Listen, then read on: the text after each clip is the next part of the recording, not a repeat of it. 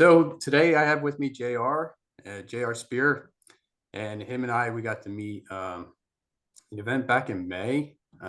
We went to an event there, and it was kind of funny. We sat down in the lobby. Nobody knew anybody, right? And then I think you sat next to me, I think, and it was across from another woman, and we were talking for a while. And so there was some kind of connection there. We kind of connected, and we saw each other once in a while throughout the 3 days I think that we were there for, and we got to know each other a little bit better. So JR came on to share with us his journey and share with us what he's doing and stuff. And so I'm going to hand it off to JR, and if you could just start sharing how you started going from wherever you came from, right, to where you are today. I know it's a probably a long story, but we can go back. Yeah, how much time do I got? You got plenty of time, I guess. All right, man. Well, yeah, I mean, first off, I appreciate you having me on your show and just kind of seeing you. Like when I showed up to that event with Justin Shink, I didn't really know anyone other than him, and I saw you in there, and I thought you were a part of the crew just because you were, dressed nice and looking good and looked like you owned the room. So I was like, oh man, I want to get to know this guy. So I sat down next to you and just really wanted to connect and learn more about you. And I'm glad I did because I think you're a phenomenal individual. Loved hearing more about your story, what you're going through, the highs, the lows, and what you're working through and what you're building. So excited to be on the show, excited to learn more about you and be connected. It's just it's pretty amazing. And I feel honored to be a guest on your show and being able to contribute in some way to be part of it. So appreciate it. Thank you. Thanks. So yeah, so my journey, honestly, it goes back from early childhood. I grew up in a family-owned business. My mom always owned a martial, been in the fitness, been in the martial arts my entire life. That's all I really knew. And started teaching martial arts since I was probably 10 or 11 years old.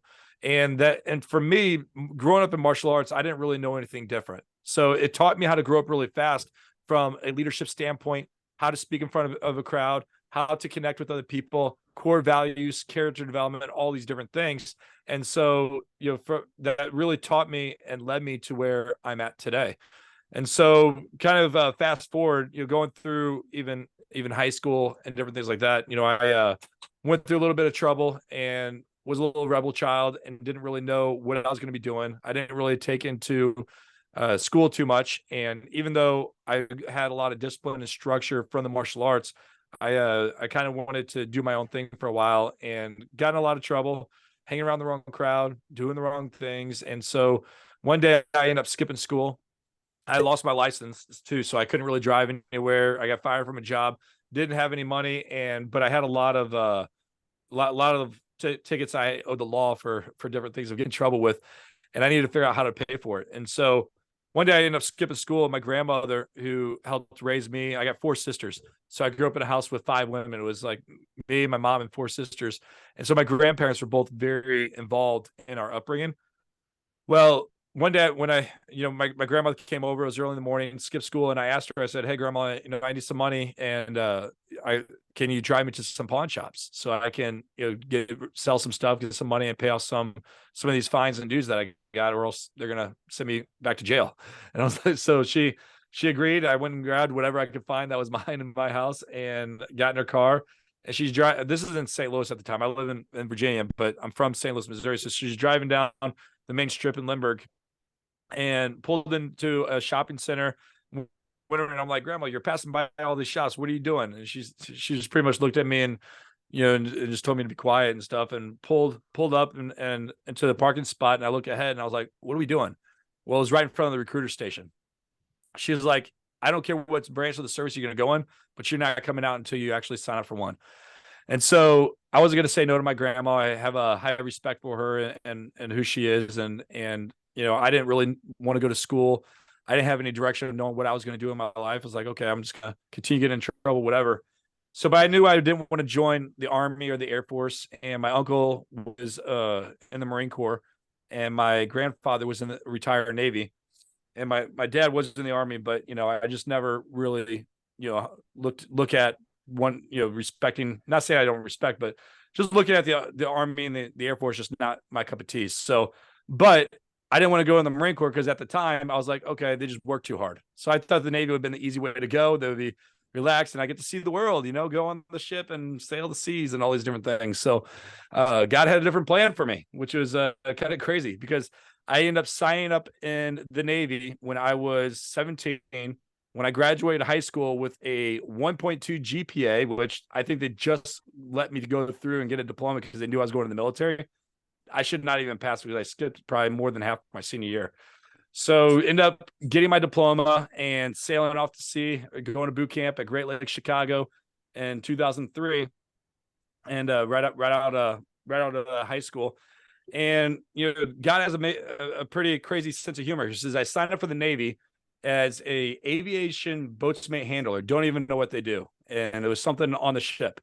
And so I ended up signing up with that when I was in boot camp, and then or before boot camp, and then when I was in boot camp, I found about this other job called an RP, which stood for Program Specialist. Now, keep in mind, between my senior year when I signed up for the Navy and the time when I actually went in, I went through a major life transformation. I ended up rededicating my life to Christ. My life completely changed. I changed my perspective of who I was and everything like that. And I was really getting into ministry pretty heavy. And especially on the music side, I was doing a lot of music ministry and just hanging out with a lot better crowd too. And by getting more happiness, joy, peace, and just finding more purpose and fulfillment in my life. And that ultimately changed a lot for me. And so when I went in and found out about this job as an RP, which is security for the chaplain, because in the military, chaplains are non-combatants, meaning they can't even carry a weapon for defense. So they have my job as an RP to carry the weapon and pretty much be there. So as an RP, you could serve, serve in a hospital, you can work in a chapel, you can be on a ship, or you can be with the Marines. So so this is where I said God has a sense of humor. I go to boot camp, Navy boot camp, because I was like, I don't want to go to the Marines because they work too hard. And I get out of boot camp and I spend my entire time with the grunts in the United States Marine Corps.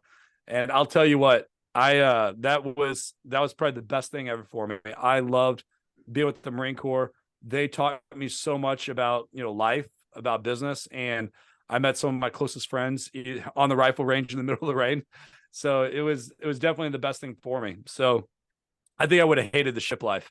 I think I would have hated, being in the Navy and being stuck out at sea for periods of time. But we did take ships, the Navy ships from San Diego when I was with 2nd Battalion, 4th Marines to Iraq when I deployed in 2006 and 2007 over there. And but the good thing is I was a guest on the ship. So I didn't have any responsibility but eat, sleep, and work out best possible on the ship. And when we hit the ports like in Hawaii or Australia, and then I went to Singapore, we just had a good time before we landed over in Kuwait and flew over to Iraq. So that's the beginning of my story right there. But, when I went to Iraq, there was definitely a lot that, especially one traumatic event that changed the whole outcome of my entire life, because I was planning on making an entire career in the military. But, I had a really rough experience while I was over in Iraq.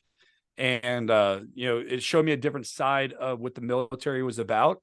And now, don't get me wrong, I loved being in the military. I have a lot of honor and pride for doing it, but realized that it wasn't going to be for me long term. So I had a plan of wanting to make a career out of it, but being on deployment definitely changed my perspective of where I wanted to go.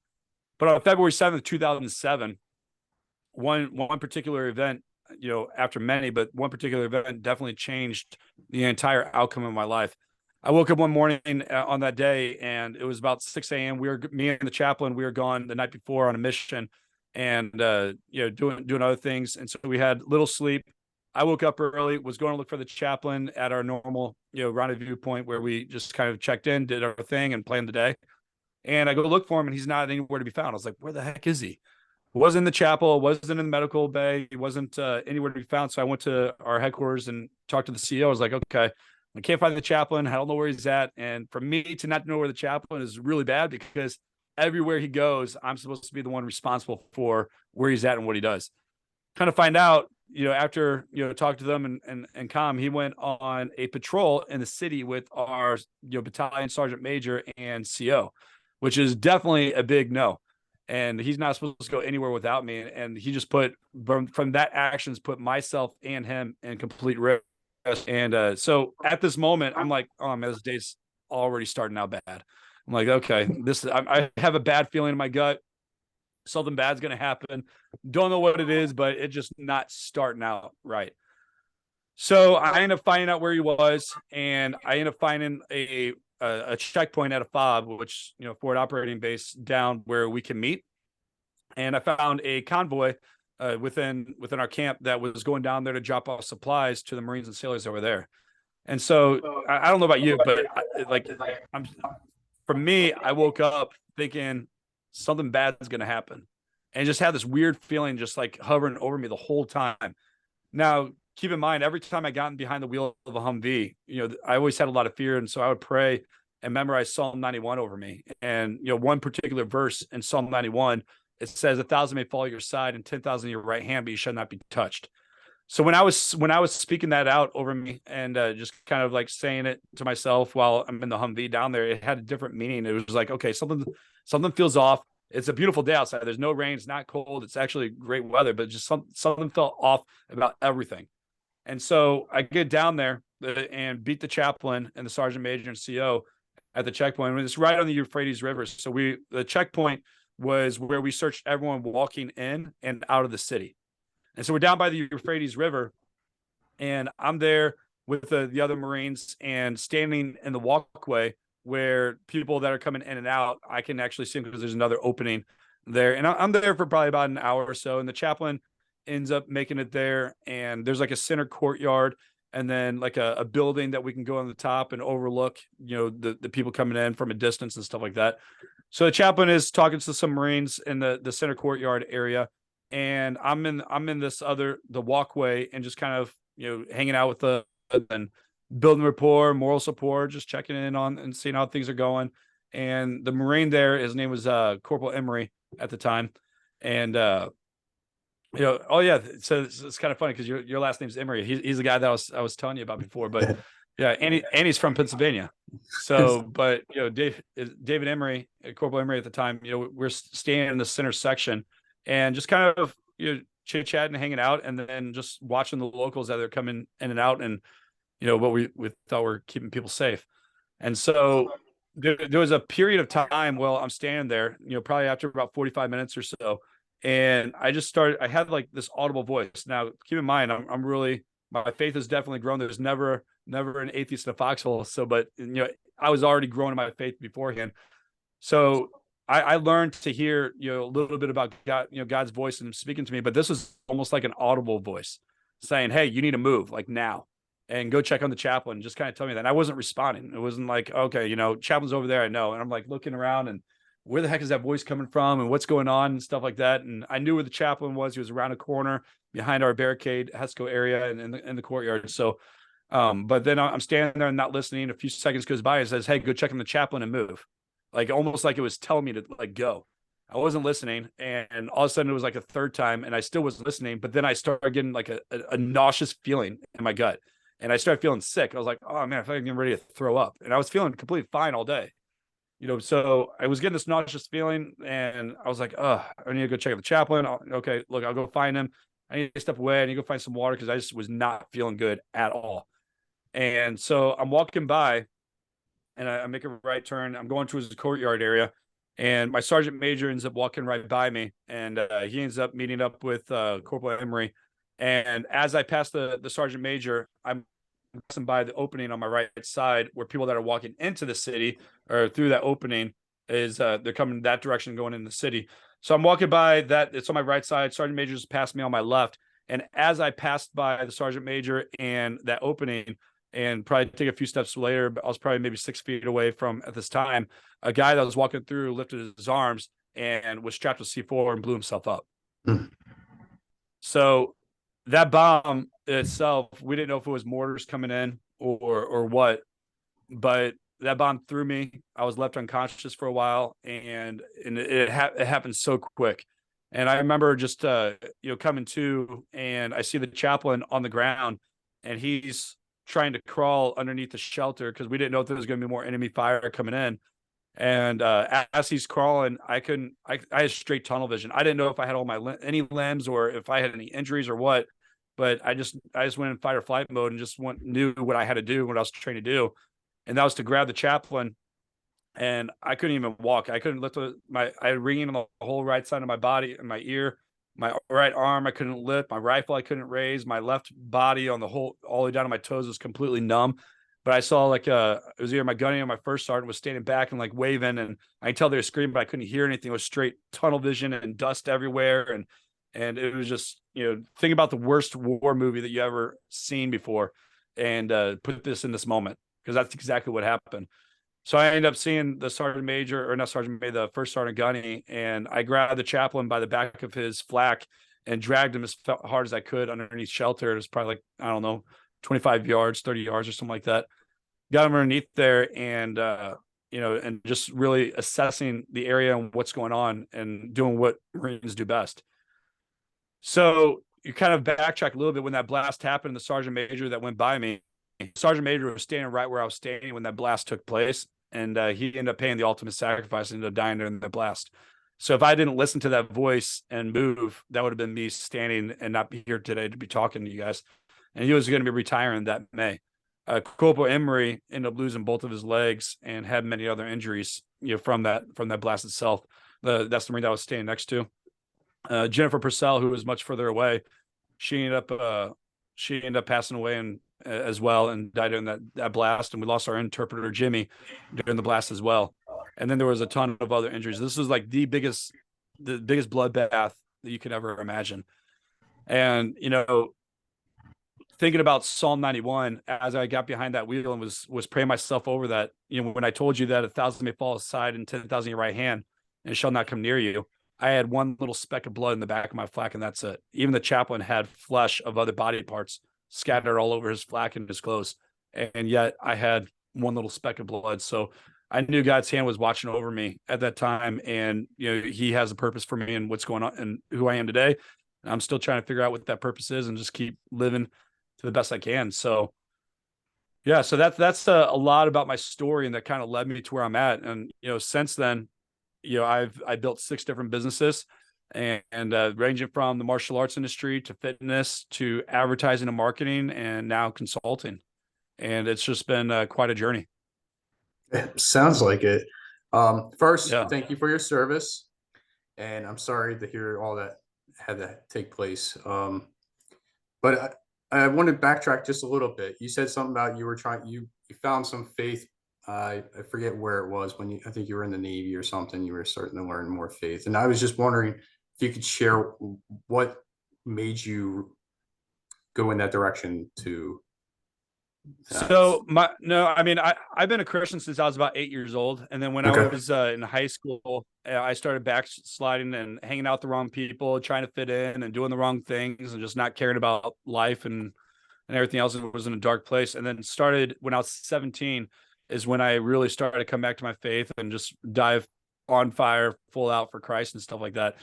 And so that's kind of where me coming back to my faith was at. And that, to be really funny, I came back because of a girl. And so I, when I was in high school, my mom invited me to the church that we were going to as a family. They had a big Oktoberfest type thing, and then met this girl there, and just like was just, eyes all over her, and ended up hanging out with her all night, getting to know who she was and stuff like that. And I was like, oh man, this is awesome.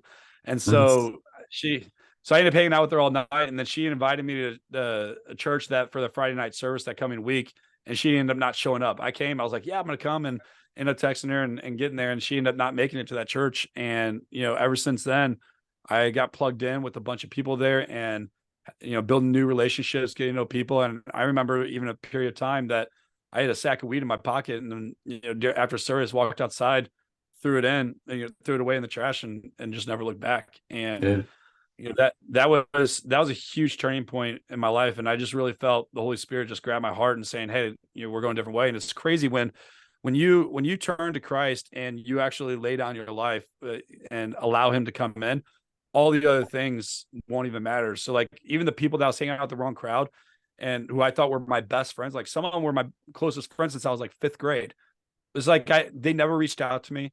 I never, not even asking like, hey, JR, what's going on or whatever. Like before we would talk all the time and it was like the easiest transition. I was like, oh man, this is crazy.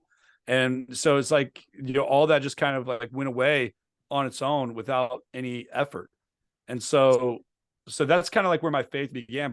But my comment that you're referring to about there's no atheist in a foxhole, I'm referring to, first off, a lot of Marines, when you're there, a lot of Marines, they kind of grow their faith while they're in the service because they're looking for something to help get them through difficult times and fear and worry. And when you're in combat, you don't know if you're coming back. We wake up every day and it's like Groundhog Day. You wake up, you do your mission, you do your thing, you go to sleep, you do the same thing the next day, and it's just day in, day out. And when they say you're going to come home, and we get extended 3 times while we were there, and we were there 3 or 4 months longer than we were supposed to. Mm. It's just, I remember the last day when they said, hey guys, pack up your stuff, you're leaving. No one in our camp packed up. And then all of a sudden, like all the higher ups ended up coming to our camp. It was like, what the heck's going on? Why is everything still here? Why is it still packed up? Because we didn't believe them. And then we ended up having like a day or two to pack everything up to get going and ship out. And so, but yeah, we didn't know if we were ever going to leave. I was like, we're going to be here for another whatever, who knows how long. And I thought that was going to be my new home. So That's yeah, funny. but yeah, it definitely was an experience. I'm extremely grateful for what I went through because it's my story of who I am today, and it definitely taught me a lot about even just professionalism on how to. The Marine Corps taught me so much about as an entrepreneur, as a business person, how to connect with other people, how to serve people, and just community and culture and things like that that you don't experience outside of the military. So I'm extremely grateful for what I did go through. So like what specific things that you experienced through that you've learned to carry out for the entrepreneurship and relationships and stuff? Yeah, well, it wasn't until about 10 years later, after the blast even happened, where I was like reflecting on the whole event and what I experienced and went through. And I started evaluating like my whole time in the military and what I went through. And it's like from the first day you put your feet on those yellow footprints in boot camp, they're conditioning and training you for steps and processes to make you this war fighting machine and to be able to respond without thinking. And when I look back at the blast and when that happened on February 7th, 2007, I'm looking at all the Marines that went out and assessed the area, that went and patrolled the town and to make sure there's nothing else going on. I looked at the corpsman that was, pertaining to paying attention to and taking care of the injured, of those that needed attention and things like that. And the comm that was calling out to the helos to fly in to evacuate those that got injured, to all the staff and CO that was caring for the younger Marines, telling them what they need to do. Everyone knew their place, their time, what to do, how to do it, and when to do it. And no one questioned a thing. And that all goes back to that first day when we put our feet on those yellow footprints, when we started that training and learning how to do what we needed to do. So that way, when we are in the time of an ambush, we learn to respond without thinking. And this is the problem when it comes to entrepreneurship. Most entrepreneurs or people that want to become an entrepreneur aren't willing to commit or do the sacrifices that it takes to build a business. They want that success. They want that lifestyle of freedom to be able to do what they want to do, but they're not willing to commit and sacrifice the things that it takes to actually build a business.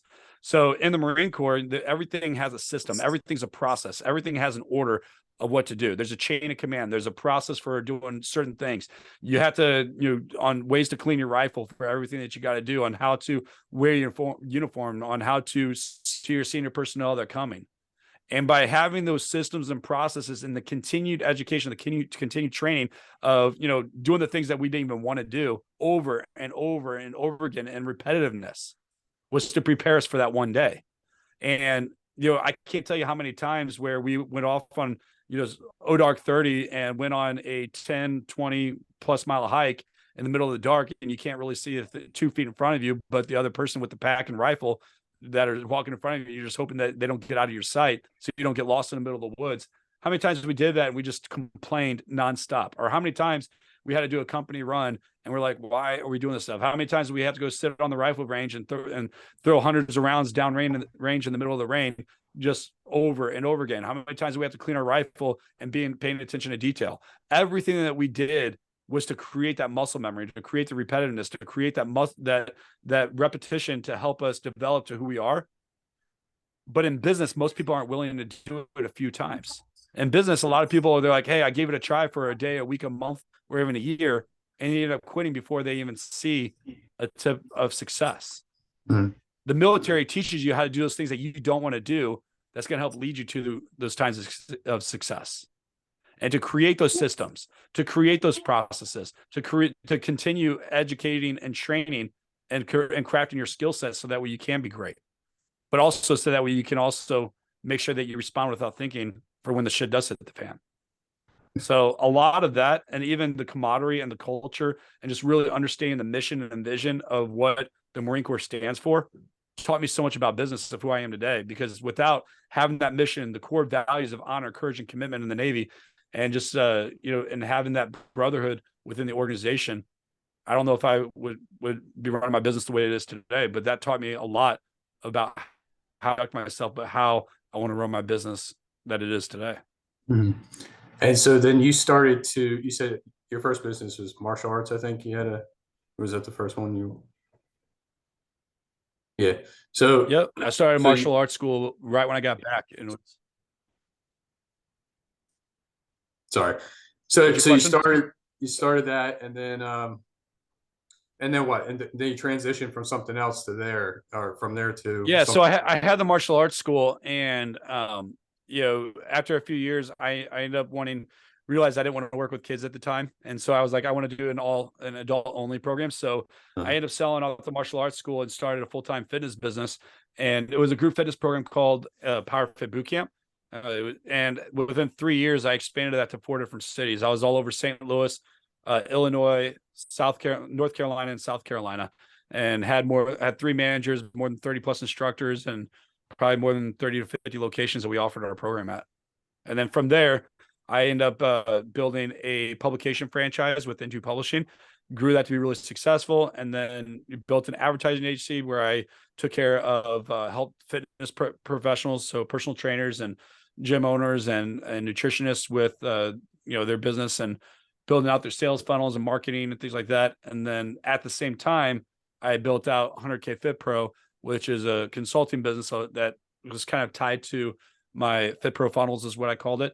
And later, a few years later, after that, I combined them both into what I have now, which is Creed Consulting, where I help small business owners with the growth and development.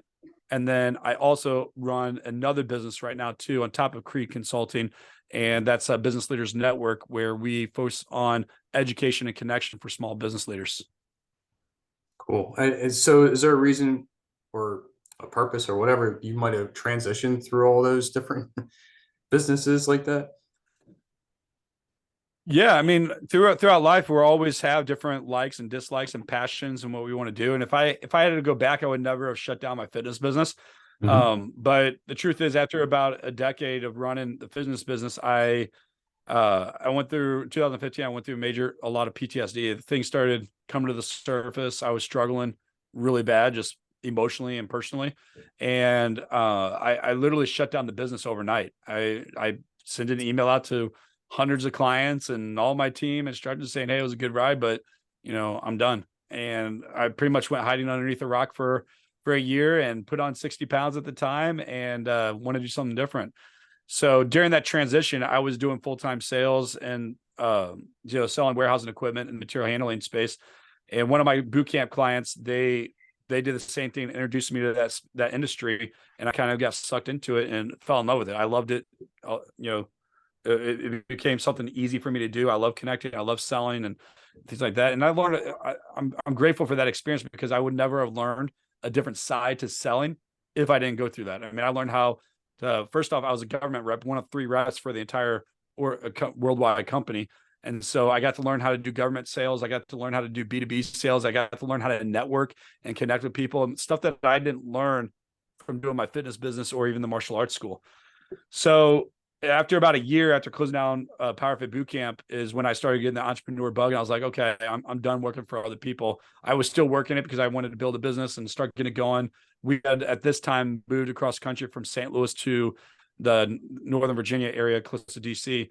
And so I had zero network. And I was like, okay, how am I going to do this with no network and build up a business and kind of grow from there? So I knew there was going to be a period of time of growth for me. So I still had a job and then was building this. And then after a year of building my business, they found out that I was doing it and ended up firing me anyways, which was great. My business pretty much doubled overnight after that happened, and just fell in love with consulting and coaching and just helping people create bigger impact, and it's been going really really well ever since. Yeah. And do you want to dive into that a little bit more of your consulting and your business leaders network you got going on? Yeah. So Cree Consulting, we help small business owners with growth and development in their business by implementing the proper steps, which is the structure, the technology, the efficiencies, the processes that helps lead them to scalability. And my key component of where I'm good at is I like to consider myself a strategist and a process guy. And I take care of pretty much a lot of the fulfillment of a person's business or program. So if you're a coach, I'm going to help you build out your coaching program. I take everyone through 4 key phases, which is the foundations, then the systems and processes. Once we get through that, then we take them through branding and positioning. And then we talk about sales and marketing on how to leverage and grow their business. So a lot of it is like, say you want to build out a sales team training for your company. I can go ahead and do that. I can build out your SOPs. I can build out your entire program. I have a staff where we actually, if you live in the United States, we will fly to you, do a full video shoot within 1 to 2 days, creating all your videos, edit all your SOPs, your resources, your training program. And then we come back and we put it into a system, create all your automation, your CRM, and your follow-up system. That way you have a full done for you business in a box. And it's been amazing. I've changed my offers many, many times over the past, since 2017. And, this has been one that I'm most passionate about because, I feel like I'm actually helping them do things. And it's typically good for those that have stuff. They understand their message, they understand their offers, they understand where they're at in their business. And they're busy enough and they just can't seem to figure out how to grow past where they're at because they're already strapped for time. So I come in and help create automation systems and processes that's going to help them allow them to scale. So that's Cree Consulting itself. Business Leaders Network stemmed from me looking for something to help my consulting clients even further. I wanted to help them, book more calls, grow their pipeline, because I would teach them how to network. I teach them on how to do social media and a bunch of different things, but they were still struggling. A lot of clients were still struggling with different things for whatever reason. It could just be fear of going out there and not knowing what to say. And I was like, you know what? Why don't I create a space that I can actually bring people for them and show them how to do it, how to do one-on-ones, how to connect with people, how to actually grow your business, how to build relationships and book more calls. And so back in September in 2022, I launched Business Leaders Network, and we focused highly on education and connection. And since then, we have now grown to about 75 members, and we're hosting our first live event in DC next weekend on December 16th and 17th. And we're currently about 60 or 65 people registered for the event itself, and only been marketing it for, well, it would be 6 weeks up to the event when we started marketing it and talking about it. And so I'm super excited for it and anxious to see, how it's going to turn out. And I just know the people that are going to come there are going to leave blessed with new connections, more, growing their network, and just, it's just going to help everyone all together and grow in their business. Awesome. Thank you. Yeah, I'm excited to join you and whoever is going to be there and get to meet all the people that you have coming. I I know it's getting close to the end here, and your story was not long, but very detailed, and I appreciate you sharing your journey with us. So I'm just going to wrap it up with a quick question for you. And I know you said a Sure. lot of this stuff already, but what are 3 key things you've learned and used along your journey? 3 things that I've learned and used. Yep. Yep. Yeah. So if I wanted to speak to definitely entrepreneurs, one is always have a coach. Every single entrepreneur needs to have a coach and someone that's going to help lead and guide them. And every time I didn't have a coach and I thought that I can do it on my own is when my businesses started to fail. So I know me personally, I don't care what the investment is. I'm always going to have a coach, but having the right coach is someone that's done what I've done and has where I want to go. So that's going to be the first thing on having a coach. The other thing too is understanding that confidence comes with clarity. So the more clear you are in your programs, your offers, your deliverables, the more confident you're going to be. So if you're lacking confidence inside of your business and your messaging and what you do, you need to get really clear on your programs, your offers, and your deliverables.